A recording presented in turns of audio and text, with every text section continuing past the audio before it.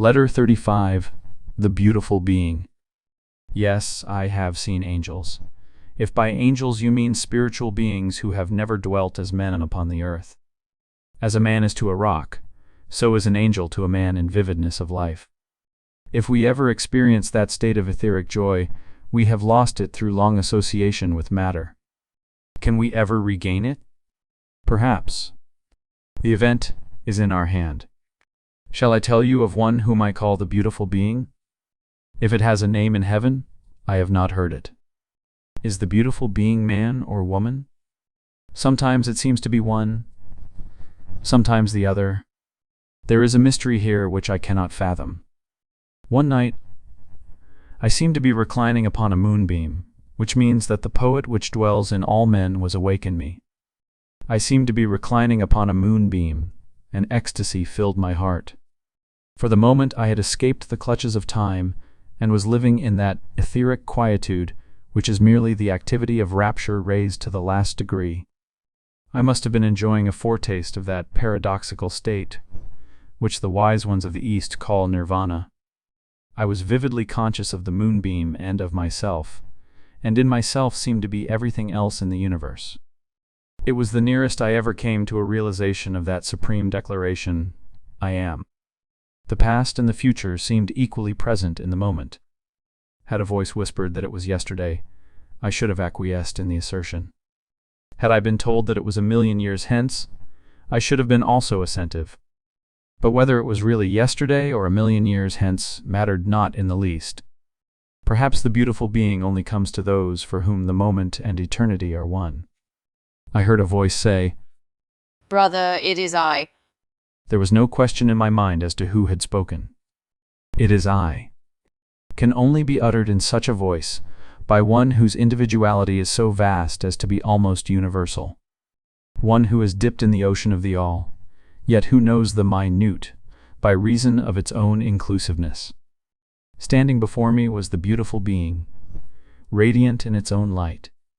Had it been less lovely, I might have gasped with wonder, but the very perfection of its form and presence diffused an atmosphere of calm.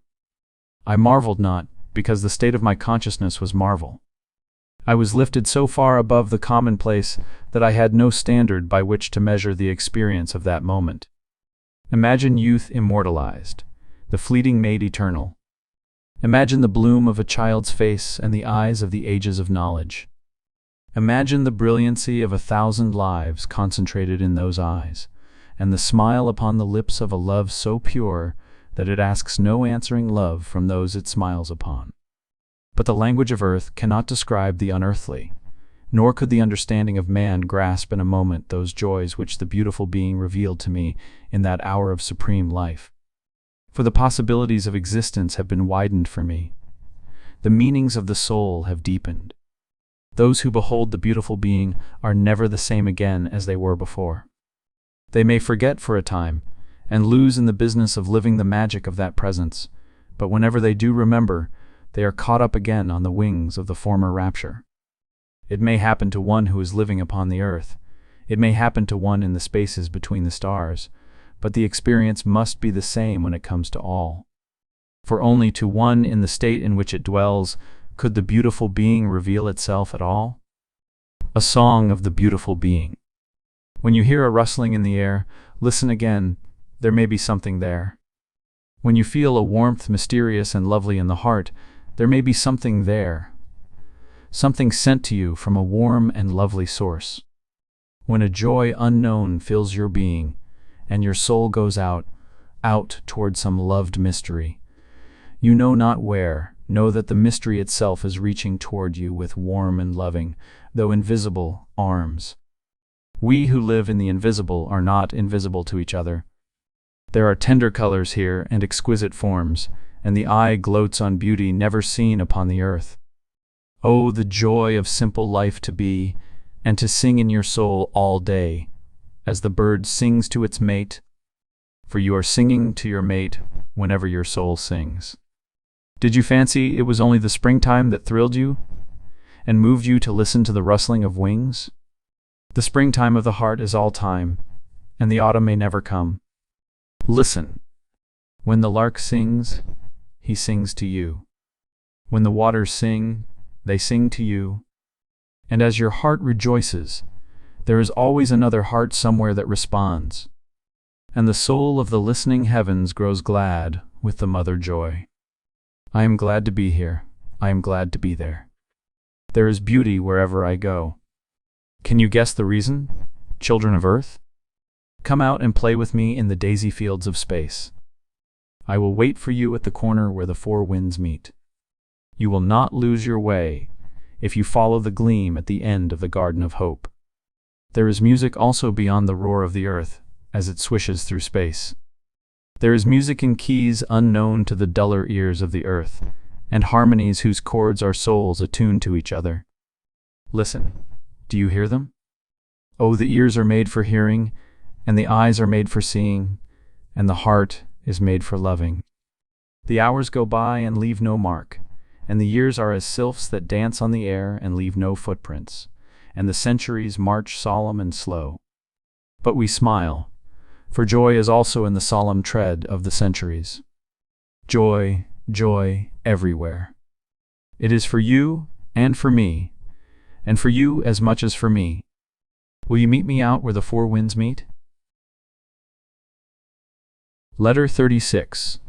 The Hollow Sphere. Some time ago I started to write to you about certain visits which I had made to the infernal regions, but I was called away, and the letter was not finished. Tonight I will take up the story again. You must know that there are many hells, and they are mostly of our own making. That is one of those platitudes which are based upon fact. Desiring one day to see the particular kind of hell to which a drunkard would be likely to go, I sought that part of the hollow sphere around the world which corresponds to one of those countries where drunkenness is most common. Souls, when they come out, usually remain in the neighborhood where they have lived, unless there is some strong reason to the contrary. I had no difficulty in finding a hell full of drunkards. What do you fancy they were doing? Repenting their sins? Not at all. They were hovering around those places on earth where the fumes of alcohol and the heavier fumes of those who overindulge in alcohol made sickening the atmosphere. It is no wonder that sensitive people dislike the neighborhood of drinking saloons. You would draw back with disgust and refuse to write for me, should I tell you all that I saw. 1 or 2 instances will suffice. I placed myself in a sympathetic and neutral state, so that I could see into both worlds. A young man with restless eyes and a troubled face entered one of those gin palaces, in which gilding and highly polished imitation mahogany tend to impress the miserable wayfarer with the idea that he is enjoying the luxury of the kingdoms of this world. The young man's clothes were threadbare, and his shoes had seen much wear. A stubble of beard was on his chin.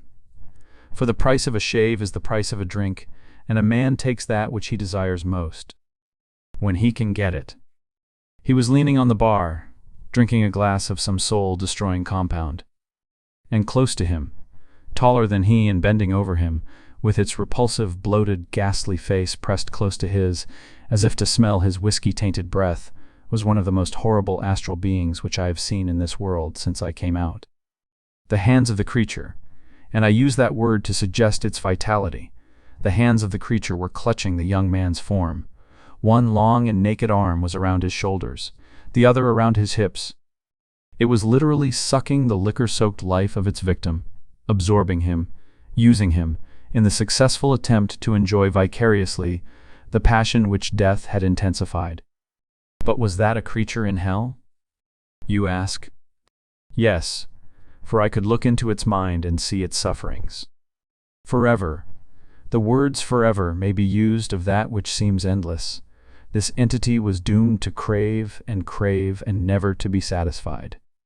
There was in it just enough left of the mind which had made it man, just enough to catch a fitful glimpse now and then of the horror of its own state. It had no desire to escape, but the very consciousness of the impossibility of escape was an added torment. And dread was in the eyes of the thing. Dread of the future into which it could not look, but which it felt waiting to drag it into that state of even greater suffering than its present. When the astral particles of its form, unable longer to hold together because of the absence of the unifying soul, would begin to rend and tear what was left of the mind and astral nerves. Rending and tearing asunder in terror and pain that shape whose end was at hand. For only the soul endures, and that which the soul deserts must perish and disintegrate. And the young man who leaned on the bar, in that gilded palace of Jinn, was filled with a nameless horror and sought to leave the place. But the arms of the thing that was now his master clutched him tighter and tighter. The sodden, vaporous cheek was pressed closer to his.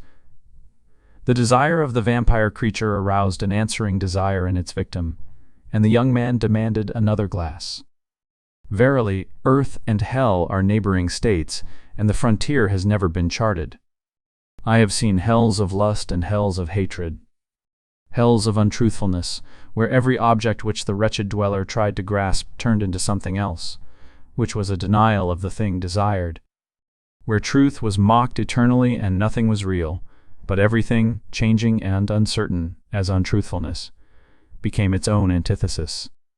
I have seen the anguished faces of those not yet resigned to lies, have seen their frantic efforts to clutch reality, which melted in their grasp.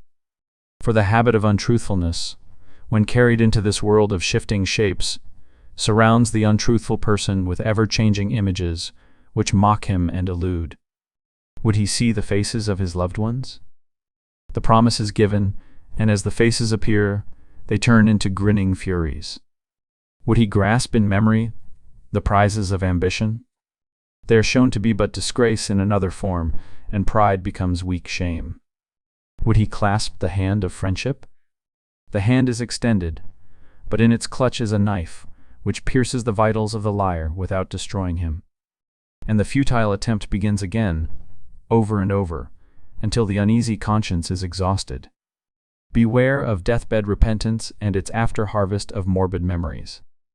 It is better to go into eternity with one's karmic burdens bravely carried upon the back, rather than to slink through the back door of hell in the stockinged feet of a sorry cowardice. If you have sinned, accept the fact with courage, and resolve to sin no more. But he who dwells upon his sins in his last hour will live them over and over again, in the state beyond the tomb. Every act is followed by its inevitable reaction. Every cause is accompanied by its own effect, which nothing save the powerful dynamics of will itself can modify. And when will modifies the effect of an antecedent cause, it is always by setting up a counteracting and more powerful cause than the first. A cause so strong that the other is irresistibly carried along with it, as a great flood can sweep a trickling stream of water from an open hosepipe, carrying the hosepipe cause and its trickling effect along with the rushing torrent of its own flood. If you recognize the fact that you have sinned, set up good actions more powerful than your sins, and reap the reward for those. There is much more to be said about hells, but this is enough for tonight. At another time, I may return to the subject.